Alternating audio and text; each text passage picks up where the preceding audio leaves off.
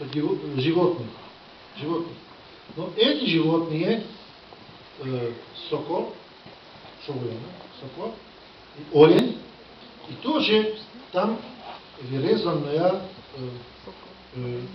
кидёбы, шкура, змеиная шкура. Почему эти три животные? Потому что эти животные были животными тотемической веры старинных венгров. Сокол это был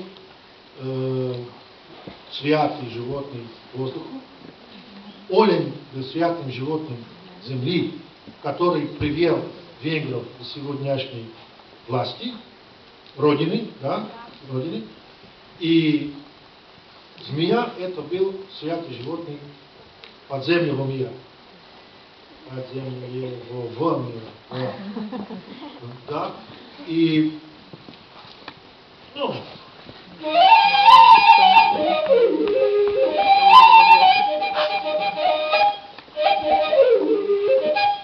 возможно посмотреть.